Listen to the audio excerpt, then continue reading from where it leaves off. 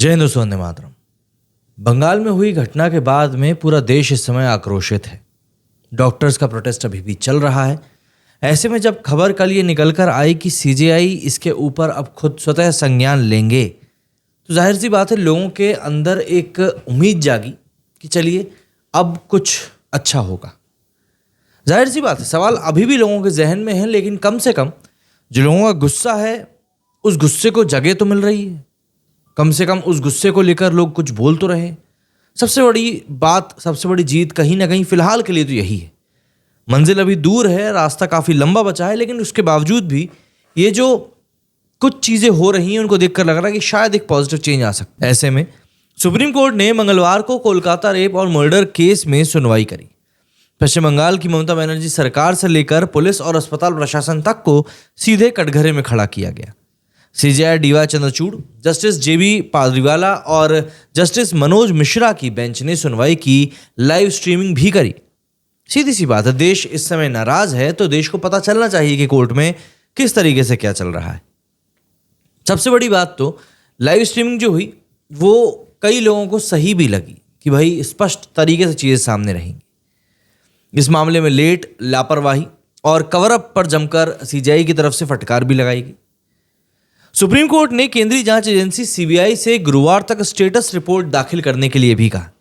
Supreme court का कहना था कि कार्यस्थल पर डॉक्टरों की सुरक्षा पर विचार करने के लिए नेशनल टास्क फोर्स का गठन किया जाएगा। टास्क फोर्स में डॉक्टर शामिल होंगे जो सुरक्षा सुनिश्चित करने के लिए पूरे देश में अपनाए जाने वाले तौर तरीकों से हमें समय समय पर अवगत कराएंगे।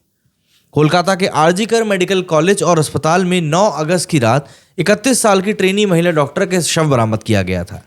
घटना सेमिनार हॉल की है। शरीर पर कई जगह चोट के निशान थे, खून बह रहा था। जांच में पता चला कि डॉक्टर के साथ दुष्कर्म किया गया था। उसके बाद उसको खत्म कर दिया गया। पुलिस ने आरोपी संजय रॉय को गिरफ्तार कर जेल भेज दिया। हालांकि इस बात की संभावना से इनकार नहीं किया जा सकता है कि इस घटना में और भी कुछ लोग शामिल हो सकते हैं। कोलकाता हाईकोर्ट ने मामले की जांच पुलिस से सीबीआई को ट्रांसफर भी कर दी। जांच एजेंसी लगातार अस्पताल के पूर्व प्रिंसिपल से पूछताछ भी कर रही है। अब सीजीआई ने इस पूरी प्रोसीडिंग की अगर हम लोग बात करें तो सीजीआई ने साफ तौर पर पूछा कि प्रिंसिपल को दूसरे कॉलेज में आखिर क्यों ज्वाइन करवाया गया। कोर्ट ने कहा कि हम पीड़ित की पहचान उजागर होने को लेकर भी चिंतित हैं। पीड़िता की तस्वीर और पोस्टमार्टम के बाद उसकी बॉडी को दिखाना चिंताजनक है। पीड़िता की तस्वीरें और नाम सोशल मीडिया पर प्रसारित होने से बहुत ज़्यादा परेशान है। सीजीआई ने कहा कि हर जगह पीड़िता की पहचान उजागर हुई, जबकि ऐसा नहीं होना चाहिए था। सीजीआई ने पश्चिम बंगाल सरकार से भी पूछा कि क्या प्रिंसिपल ने हत्या को आत्महत्या बताया था। क्या पीड़िता के माता पिता को सूचना देर से दी गई? क्या उन्हें मिलने नहीं दिया गया? सुप्रीम कोर्ट ने पश्चिम बंगाल सरकार से पूछा कि हॉस्पिटल में काम करने वाले डॉक्टरों को सुरक्षा कौन देगा। इसके ऊपर सरकार ने कहा कि इसका जवाब पुलिस ही है। इस पर केंद्र की तरफ से पेश हुए सॉलिसिटर जनरल तुषार मेहता ने कहा कि नहीं, सीआईएसएफ देगी। सुप्रीम कोर्ट ने कहा कि ठीक है, सीआईएसएफ सुरक्षा देगा। सीजीआई का कहना था कि आरजीकर में अस्पताल की सुरक्षा बंगाल पुलिस करने में असमर्थ है। ऐसे में हम चाहते हैं कि हाल फिलहाल के लिए सीआईएसएफ को इसकी सुरक्षा सौंप देनी चाहिए। अस्पताल से सवाल हुए। दरअसल सीजीआई डीवाई चंद्रचूड़ की अध्यक्षता वाली 3 सदस्यीय बेंच ने पश्चिम बंगाल सरकार और हॉस्पिटल प्रशासन को फटकार लगाई। सीजीआई ने कहा कि जब हत्या की घटना हुई उस समय पीड़िता के माता पिता वहां मौजूद नहीं थे। ये हॉस्पिटल प्रबंधन की जिम्मेदारी थी कि वे एफआईआर दर्ज कराएं। सीजीआई ने सवाल किया कि एफआईआर देर से क्यों दर्ज करी गई। हॉस्पिटल प्रशासन आखिर कर क्या रहा था। सीजीआई ने पूछा कि उस समय प्रिंसिपल क्या कर रहे थे। माता पिता को पीड़िता का शव भी देर से लौटाया गया। सुप्रीम कोर्ट ने पूछा कि सबसे पहले एफआईआर किसने और कब दर्ज कराई। इस पर जानकारी दी गई कि मामले में उस रात 11:15 बजे पहली एफआईआर दर्ज कराई गई थी।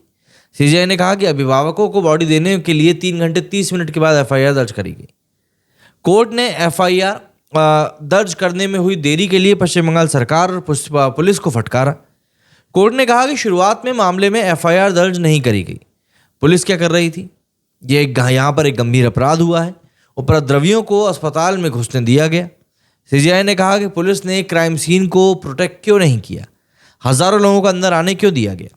पुलिस को सबसे पहला काम अपराध स्थल की सुरक्षा करना था। बेंच ने पूछा कि जब हजारों की भीड़ ने अस्पताल पर हमला किया तो पुलिस बल आखिर क्या कर रहा था। सीजीआई ने कहा कि पुलिस आखिर वहां पे क्या कर रही थी। सरकार ने कहा कि आप वीडियो देखें, 150 पुलिस वाले तोड़फोड़ के समय वहां मौजूद थे। कोई पुलिस वाला जगह छोड़कर नहीं गया।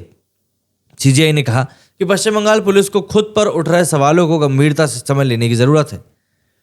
डॉक्टर्स के बारे में भी बात करेगी। सीजीआई ने कहा कि हम एक नेशनल टास्क फोर्स बनाना चाहते हैं जिसमें सभी डॉक्टरों की भागीदारी हो। सीजीआई ने डॉक्टरों को कहा कि आप हम पर भरोसा करें। जो डॉक्टर हड़ताल पर हैं इस बात को समझें कि पूरे देश का हेल्थ केयर सिस्टम उनके पास है।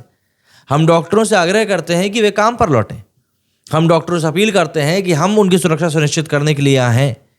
हम इसे हाईकोर्ट के लिए नहीं छोड़ेंगे। ये बड़ा राष्ट्रहित का मामला है। सॉलिसिटर जनरल तुषार मेहता ने कहा कि इसे हल्का मामला नहीं समझना चाहिए। हम एक युवा डॉक्टर के साथ किए गए यौन अपराध की बात कर रहे हैं, लेकिन इसमें एक पशु जैसी प्रवृत्ति भी हमको सामने दिखाई दी। मैं इसे राजनीतिक मुद्दा नहीं बनाना चाहता। माता पिता को 3 घंटे तक बेटी का शव देखने के लिए नहीं दिया गया। पश्चिम बंगाल की ओर से वरिष्ठ वकील कपिल सिब्बल पेश हुए थे। नेशनल टास्क फोर्स का गठन भी कर दिया गया है।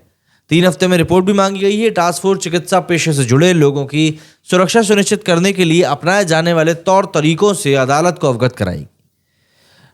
एसजी ने पश्चिम बंगाल सरकार पर आरोप लगाए कि वो सीबीआई के साथ कुछ भी साझा नहीं कर रहे हैं। सरकार ने कहा कि हमने सीबीआई को केस डायरी दी है। सीजीआई ने कहा कि माता पिता द्वारा महिला डॉक्टर्स को घर वापस बुलाना एक गंभीर मुद्दा है और कोलकाता पुलिस की निष्क्रियता को इसके लिए सीधे तौर पर दोषी भी ठहराया गया। टास्क फोर्स की बात करें तो इसमें शामिल है सर्जन वाइस, अगर हम बात करें तो एडमिरल आरती सरीन, महानिदेशक चिकित्सा सेवाओं की है नौसेना में, doctor D Nageshwar Reddy, doctor M Srinivas, AIIMS Delhi निदेशक, doctor Pratima Murthy, NIMHANS Bengaluru, doctor Govardhan Dutt Puri, AIIMS Jodhpur के डॉक्टर सौमित्र रावत, सदस्य गंगाराम हॉस्पिटल दिल्ली के प्रोफेसर अनीता सक्सेना, कुलपति डॉक्टर पल्लवी सैपले JJ ग्रुप अस्पताल, डॉक्टर पद्म श्रीवास्तव, चेयरपर्सन न्यूरोलॉजी पारस हॉस्पिटल गुरुग्राम। शामिल यहाँ पर काफ़ी काबिल लोगों को किया गया है। अब देखते हैं इसके बाद क्या और सूरत हाल बनता है। और वैसे भी अब जब सुप्रीम कोर्ट खुद इस पूरे मामले में शामिल हो चुकी है तो वैसे भी काफ़ी सारी चीज़ें ऐसी हैं जो कि अब खुलकर सामने आएंगी। क्या कहना चाहेंगे आप लोग इस बारे में? कमेंट करके जरूर बताइएगा। मेरे इस वीडियो में फिलहाल इतना ही। जय हिंद, जय भारत।